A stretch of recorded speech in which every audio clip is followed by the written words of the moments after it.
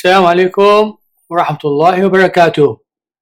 رجع لكم أبو مالك بحلقة جديدة، طبخة جديدة كثير بدها تكون طيبة وتعجبكم وتدعونا عليها. هي شلون نعمل مندي دجاج بأسهل طريقة وأحلى طريقة. بسم الله وصلوا على النبي. بدنا الرزات هدول 3 كاسات غسلتهم ونقعتهم بمي. بدنا دجاجات، شو ما بدكم دجاج بيمشي حاله، هدول كيلو يعني 2 باوند.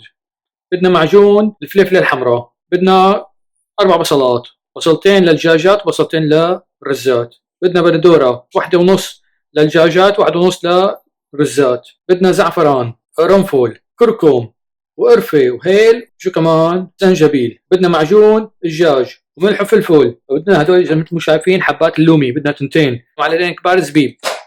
وبدنا زيت، وبدنا بهارات مدخنه، وبدنا هذا جاهز توم مع زنجبيل مطحون جاهز، هذا من السوق كمان بناخده. هلا بنبدا على بركه الله.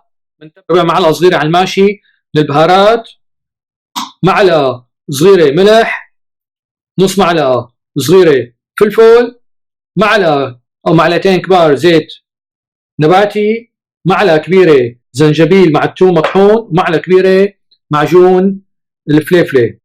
خلطهم، حط جواتهم الدجاجات. هلا قسمناهم شرحات بصلات، وقسمنا شرحات بندوره.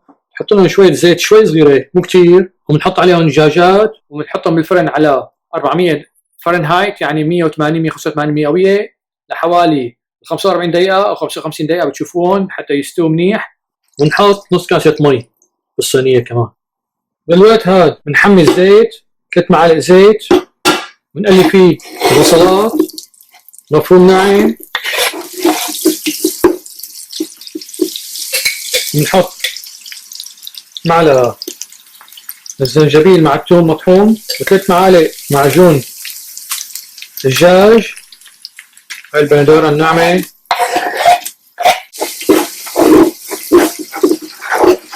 ربع معلقه على الماشي من البهارات، هاي قرنفل، هاي قرفه، هاي هيل، فلفل، في نص معلقه. ولا بنحط 6 كاسات مي، بنحط اللومي كمان. هدول اللومي حبات لومي بدنا ايش؟ بدنا نثقبهم قبل ما نحطهم، انتبهوا على اصابعكم. بندوق ملحه، وبنحط كمان زبيبات، معلقه زبيب. بالوقت هذا بعد ما تغلي هاي بناخذ شويه، شي 4 معالق كبيره من الميه هاي، بنضيف لها زعفران معلقه صغيره. هاي بنحط الرزات، هدول 3 كاسات غسلناهم نقعناهم بالميه قبل ما نحطهم. بنغطي عليهم نص ساعه على نار هاديه. قبل شي 5 دقائق بنحط عليهم ميه الزعفران بدون ما نخلط. مثل ما شايفين صفيت بعد ما طلعته من الفرن الدجاجات بهالشكل هاد. حطيت زبديه فيها معلقتين زيت بالنص. هلا شعلنا حطبات مشان نجيب الجمره مشعله، بدي احطها بالنص مشان تدخن وتعطي طعمه لكل الصحن، كثير حلوه لتعجبكم. بالنسبه للصوص، هي اللي طلعناها من الفرن، فيها البصلات وشويه مي والبندوره، بنحط لها معلقتين خل وبنطحنها، وبنحط لها بقدونس مفروم، وبندوق ملحها اذا بدها ملح، وهي بصير الصوص تبع الاكله. هي الجمره شاعله ولا احلى منها، قويه جدا. حطها بالزيت ونغطيها راسا.